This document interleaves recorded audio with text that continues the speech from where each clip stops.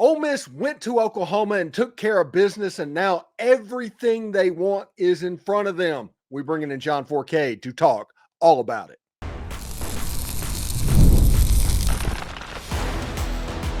You are Locked On Ole Miss, your daily podcast on the Ole Miss Rebels. Part of the Locked On Podcast Network, your team every day.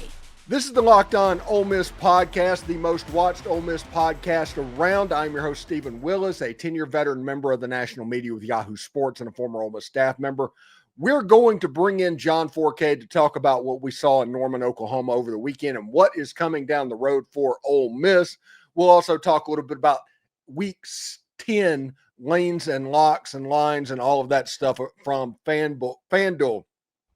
So we'll tell you exactly what that means and why all that's going to be up in the air over the next 4 weeks. This is going to be a fun 4 weeks, but we need to talk to the quarterback. All this and more on today's Locked On Ole Miss podcast. Remember, we're free and available on all the podcast apps and on YouTube. Thank you for making Locked On Ole Miss your first listen every day, and a special hello to the insiders and everydayers who make the show what it is. Today's episode is brought to you by Game Time. Download the Game Time app, create an account, and use the code Locked On College for $20 off your first purchase. Really interesting stuff. We bring in the quarterback, John Fourcade. John, listen, if you would have told 10-year-old Steve, it's like, hey, you're going to play Oklahoma the first 3 times, and they're not going to beat you. There'll be a game in Norman, there'll be a game in Oxford, and you'll play them in a bowl game, and for whatever reason, Oklahoma would not be able to beat you, I would say you're crazy. But lo and behold, here we are. Correct. And, I remember watching the Y2K year when they beat Oklahoma in the bowl game. And then last year they took care of Oklahoma at home. I did not see them going up to the Sooner territory in Norman, Oklahoma, and beating Oklahoma. And, look, I'm an Ole Miss guy. I just felt like coming off that loss to Georgia, defense not playing well. The offense is still the offense. But when they went up to Norman, I'm like, man, that quarterback for Oklahoma is very good. Turned on, watched the game, and next thing you know, I'm like, man, they dominate this team over here. And I said, you know what? That's why you play 60 minutes of football. So for, the first half, they looked really good. Second half, they started out okay. And then they faltered a little bit in the fourth quarter. But Lane had it going, and that game was won by defense, Steven. You know as well as I do. They had to have some defensive play before this season was over to win them a football game. I really believe the defense won that game for them against a really good defensive unit for Oklahoma, who gave up some points against the Rebels. But in hindsight, you go in there and figure, man, we ain't got a prayer chance up Norman. But hey, Lane had them playing 60 minutes of football. When they got down by a point, he didn't panic. They came out, played extremely well. Offense shined in the last, 2 minutes, 3 minutes of the game, and played very well for the Rebels. Yeah, one thing I saw in that game and I noticed is there was a lot more even fronts by the Ole Miss defense. Well, they must have heard me complaining all week about you can't win football games playing 3 men. What you did against LSU, you can't sit there and say, we only rushed 3 against LSU. Yeah, you played against a quarterback at LSU that wasn't 100%, and LSU had some issues. But you got to adjust defensively, and I think they did. He found a golden probably said, you know what, we just can't live and die rushing 3. Bring 3, bring 4, bring 5. So he made some adjustments, and that made the difference in that game. Yeah, you had Prince Will and Monmiel and had 7 quarterback pressures, a sack and a half, and 2 tackles for loss. He had an amazing game. Sontaran Perkins finally looked like himself on the other side. Oklahoma had 2 true freshmen starting at the tackles in those conditions. It was going to be hard, and credit to Pete Golding for honestly taking advantage of that. Well, that's, we can all sit there when somebody says, oh, you got true freshmen starting on the outside, you got true freshmen starting at quarter. You got to play somebody. Mm-hmm. And if it wasn't a true freshman or whoever, injuries do play a part. Things do happen. It's your fault if you're a coach and you're playing to certain guys and you can't use that as an excuse after. There's things you could do to help out. But listen, all teams play freshmen. All teams use certain players. Golding just made a good adjustment on the defensive that he didn't do in the Georgia game. He realized, you know what, I got to play more players. I have to help my defense by, rushing 3, rushing 4, rushing 5, coming with a blitz, do some packages that are different. Because I remember watching the Georgia game and I remember watching the LSU game. They sat in a 3-man line rush and everybody dropped. Like, you can't do that week in and week out. The offensive coordinators make adjustments. And Georgia ran the ball down his throat because he rushed 3 and dropped everybody. He changed it up a little bit. They contained the quarterback from Oklahoma. He didn't run the ball. He likes to run. He didn't run. The defense for Ole Miss won this football game. Granted, offense still got to score points. You came from behind. You went in. You took the lead. So my hat goes off to a well-coached game that way on both sides of football. Yes, and Trinidad Chambliss and Winston, Watkins, and Kewan, Lacy, they also had pretty good games on the offensive side of the ball. If you look at Trinidad Chambliss, Oklahoma hadn't allowed a quarterback to throw for more than 220 yards this season in a game. He threw for like 315 against Oklahoma. Kewan Lacy was like 27 rushes for 79 yards, but that felt a really effective 80 yards in that game. Oklahoma had to be honest and take care of the running back. And Winston Watkins, a true freshman, like you mentioned, SEC freshman of the week, 4 catches, 111 yards, including a couple of really big ones in this game that allowed Ole Miss to kind of pull away at the end. Listen, John, everything is at the feet of this Ole Miss football team. Correct. Everything, every goal that you start at the first day of fall camp when you showed up about all the things that could happen, everything is at their feet. Well, let's go back a year. A year ago, everybody had Ole Miss making the playoffs because of that roster. That defensive side of the football had some athletes that are now in the NFL. They had a core of players. All right, let's look at the offensive side. They had a fantastic offensive unit. They lost some games last year that they shouldn't have lost. The Kentucky, the LSU, and the Florida games. They win those 3 games, they're coasting into the playoffs. Well, that's all past them now. This year, Lane started out, we didn't know what they were going to have defensively. We knew he was going to be good on the offensive side of the ball because that's just what he is as a coach. We didn't know what Simmons was going to do. Then he gets hurt. Then they go, oh, man, when he got hurt, I'm like, oh, God, 8-4, we're going to the Music City Bowl. Let's get ready to go, Nashville. And then the young kid, Chambliss, comes in there. Trinidad has played well. Lane has adjusted some things. Now, he got stupid in the Oklahoma game going for it, and I converted back. I said, there he goes. He's going to get back to that. That's what he's going to do. You don't, Lane. You don't. Trust your defense. Go get some points. Kick the ball, whatever needs to be done. But this year's team, I think now with the mindset, the games they have left, it works to their favor.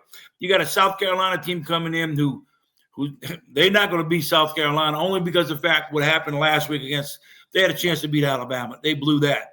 Yeah, that was a gut punch. And then you got Citadel coming in, like I said, play the reserves. Then you got Florida, who I'm no head coach. I'm not sold on their quarterback. They're struggling. Now, they might come up and play well, but I think Ole Miss takes care of that. It's the last game that's going to be the big factor. They can still lose one more game and still make the playoffs as a 10-2 team. There's no doubt they'll go as a 10-2 team, but I want them to play as a host team hosting a first-round playoff game. And if anybody luck, they went out this year and go 11-1, and they might get in the top 4 of the country. Now you get a bye week, and then you only got to play one less game before you play for the championship. So, Lane, I'm just telling you this, my friend. I've met you many times, and you have changed. So you just do what needs to be done to win these football games, and I think that Ole Miss Rebels will be in it just fine. Yeah, and if you look behind me, there's a picture of the quarterback right there. That's him going around the end against Mississippi State. So anybody that talks about that game in particular, John would know for sure. I can tell you that. We played them every year without a winning record, and they were bowl bound in some years, and they were doing very well. They were better than us. We took care of it. Should have been 4-0 against them. We ended up 3-1. But rivals are rivals, and you're not playing at home. You got to go to that little town called Starkville, and you got to go down there and play. So anything can happen that last game of the season. But you got this game coming up against South Carolina. All right, when we come back, we are going to talk about those 4 games, and we'll also get into some coaching stuff as well, because John is down in New Orleans, so he's probably got his ear to the ground on the Brian Kelly stuff a little bit as soon as we come back. But first, I do want to let you know this show is brought to you by Game Time. College football is back, and I could not be much more excited. The tailgates, the rivalries, the energy in the stands, there's nothing like it. But let's be real. Actually getting tickets can feel like more of a battle than the game itself. Endless queues, hidden fees, prices jumping at checkout. That's why I use Game Time, the app that gives the advantage back to the fans. It's the easiest way to score last-minute tickets at the best prices with no surprise fee. What you see is what you pay. I pulled up Game Time in just a couple of taps. I saw amazing deals. Now, I'm talking about your favorite football games for as low as $25. So take the guesswork out of buying college football tickets with Game Time. Download the Game Time app, create an account, and use the code LOCKEDONCollege for $20 off your first purchase. Terms apply. Again, that's promo code LOCKEDONCOLLEGE for $20 off. Swipe, tap, ticket, go. Download Game Time today. And do us a favor, like, subscribe, and comment on this video. Subscribe to the podcast on whichever audio podcatcher you're listening to this on, and give it a 5-star review. It costs absolutely nothing, but is able to keep all of this free. And Locked On is getting ready to change the game again, all in the name of having fun following your team. We've hired a couple of people that's going to come on and kind of have a role in that. So it's coming in December. So stick around. We'll tell you about that as more information becomes available. And don't forget to check out a second listen on the network. Nearly every team, college or pro, is ready for you. Should be interesting stuff. Now, John, one thing that I think's funny, well, not necessarily funny. Funny's the wrong word. I think it's weird at the least. The national media narrative when it comes to Ole Miss, it appears that any chance that they have to, I don't know, throw a narrative out there, what's going on, every one of them jump on it. It's like red meat. And it's the Lane Kiffin stuff I'm talking about. Mm-hmm. As soon as the Florida job came open, everything you opened up had Lane Kiffin at number 1. And then Ole Miss beats Oklahoma, and they're like, well, maybe he's not going to Florida or something like that. And then the LSU job comes open. Those same people put Lane Kiffin at number 1 on that list. Listen, these are the same people I know that had Arch Manning as a Heisman finalist in preseason. So I take it with a grain of salt, but it gets tiring seeing that over and over again. Well, that's how the media people have to do that's their job. It is to be able to get, clicks and people watching and something to write about, something to talk about, because you don't want to get on the air and nothing to talk about. Who wants to talk about LSU with Brian Kelly still there right now? Now they want to talk about, okay, great story. Now, who's going to be the new coach for LSU? And what do? Lane Kiffin, and then Marcus Freeman, Franklin, James Franklin, on and on. Some are all for Tulane. And I had to talk about it this morning. I got off the air prior to coming on with you. And I'm sitting here thinking, that's what the media is going to do. The hottest coach is Lane Kiffin. I mean, look what he has done. And the reason why, look what he's done, it's at Ole Miss. He wouldn't get this if he was at Tulane.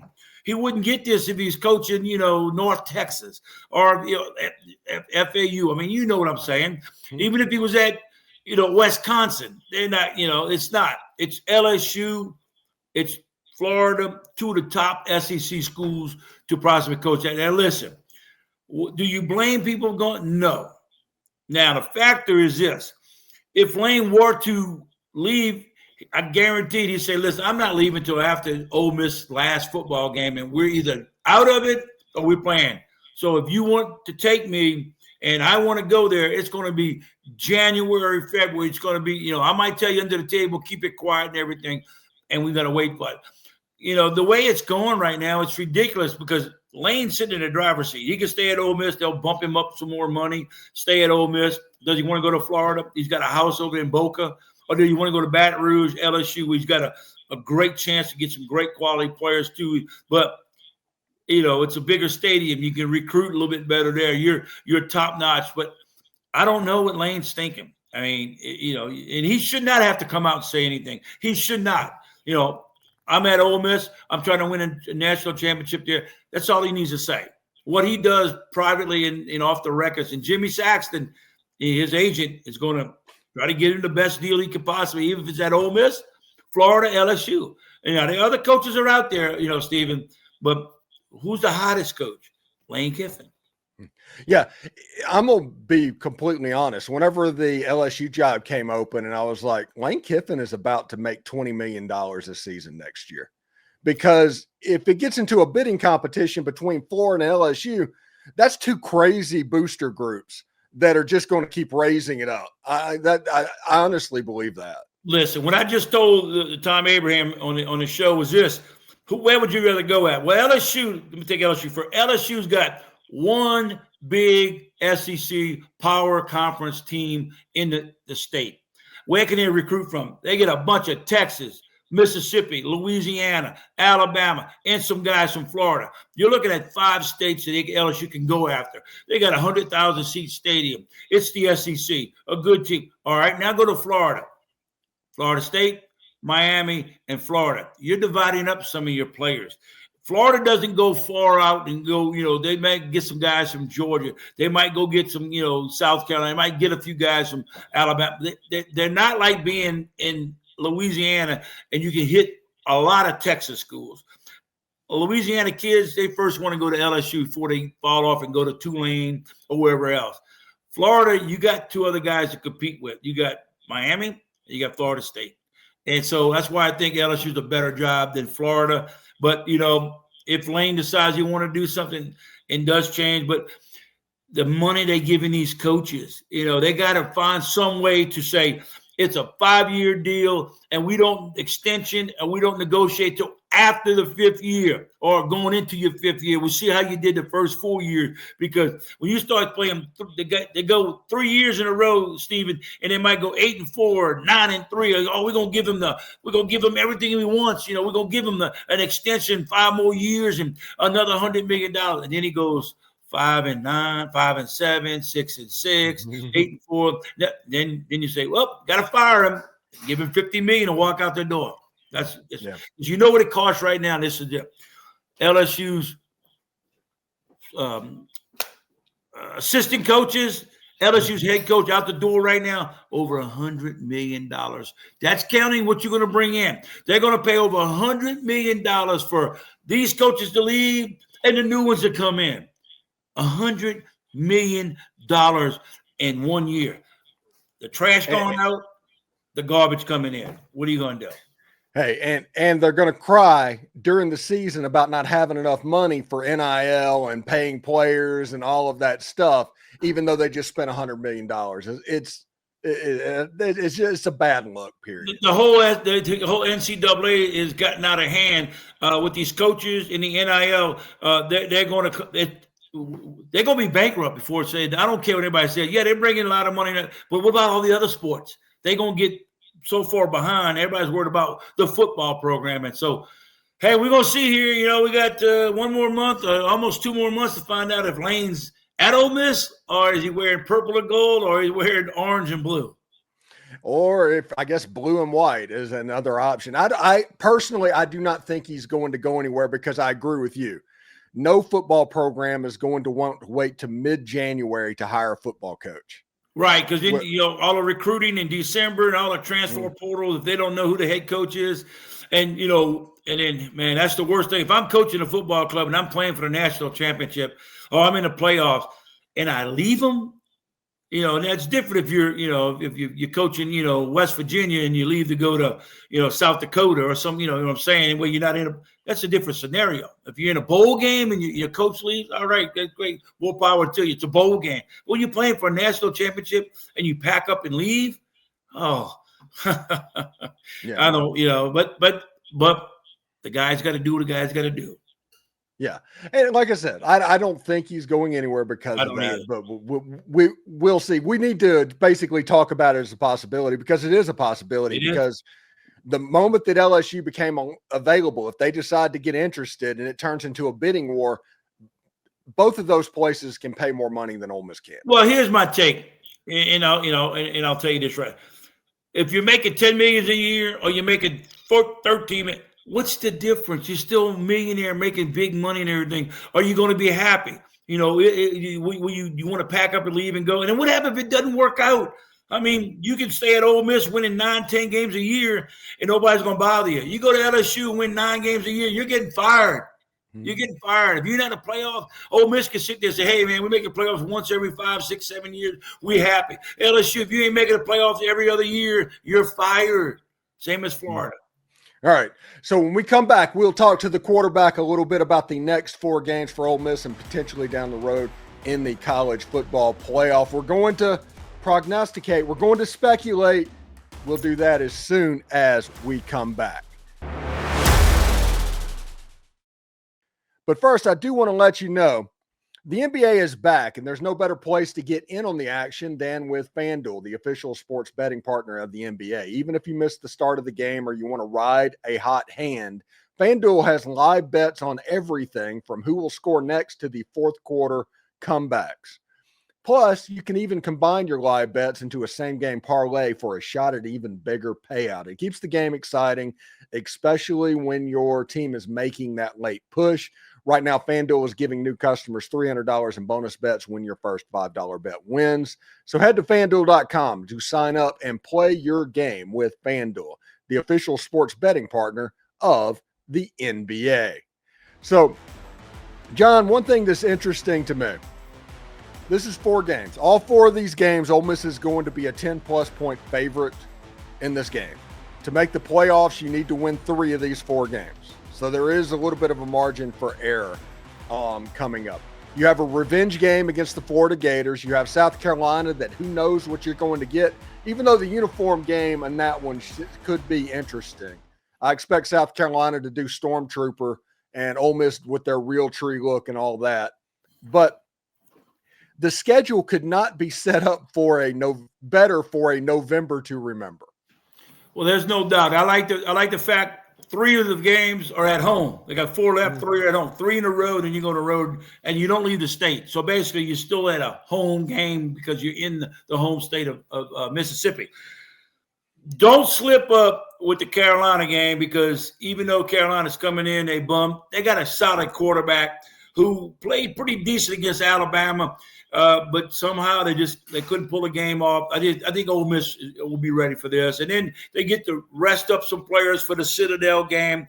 And then here comes Florida. That's a revenge game. I know Lane will be ready for that one. They're not going to do what they did last year down in Florida.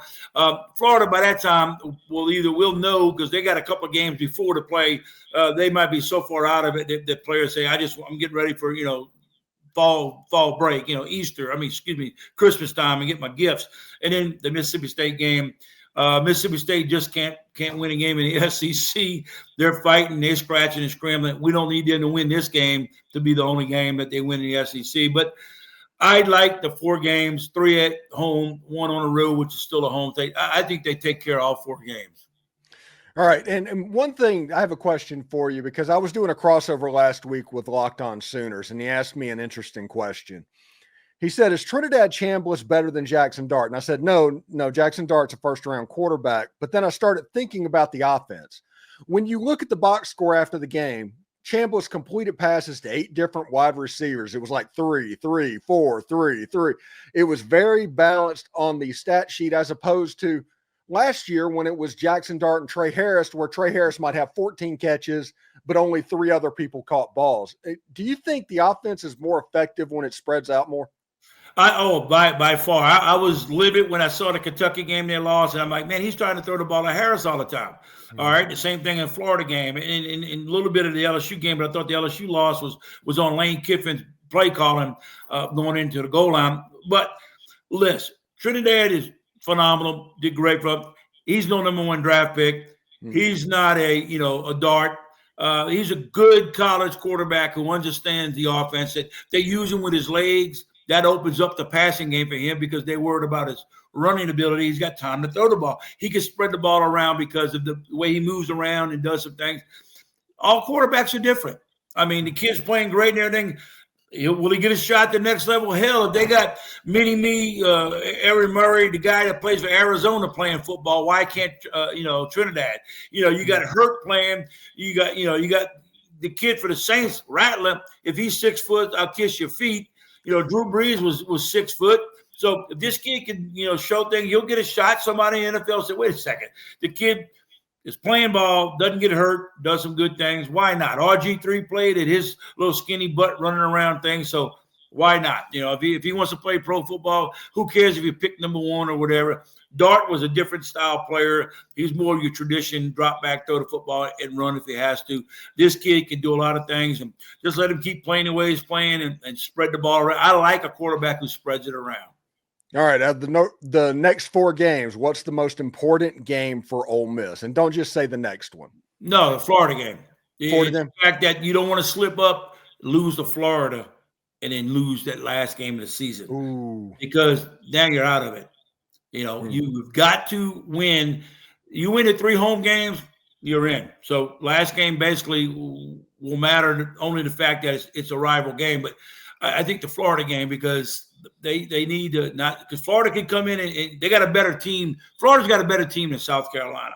Now, I'm telling you right now, Florida's better than South Carolina. They're definitely more talented. That quarterback for South Carolina was playing on Florida's team right now, they wouldn't be in this situation. They would be winning. I don't like the kid Lagway. I don't think he's worth a dog.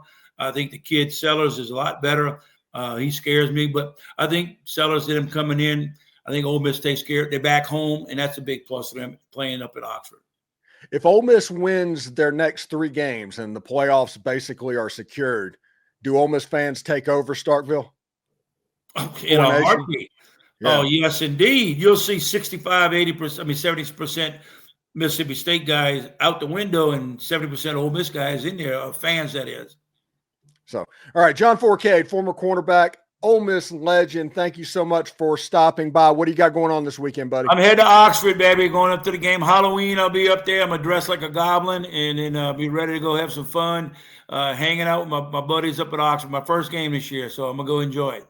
All right, John Fourcade, thank you very much for stopping by, and we'll talk to you next week, bud. All right, Steven, take care. Thank you. All right. Thanks for making the Locked On Ole Miss podcast your first listen and go-to source for Ole Miss sports. We pride ourselves in offering the most comprehensive perspectives, which is why we are the front door of Ole Miss. Do not forget to subscribe, like, and comment. It helps the show and is absolutely free. Your support means the world to us. Thank you for making Locked On Ole Miss your first listen. For your second listen, check out Locked On SEC. Chris Gordy breaks down the best conference in college sports, from the rivalries to the championships and every single game in between. Find Locked On SEC on YouTube or wherever you listen to your podcast. It is part of the Locked On Podcast Network, your team every day. Hotty toddy, everybody. And remember, analytics are just the old English word that means bad football. We'll see you tomorrow.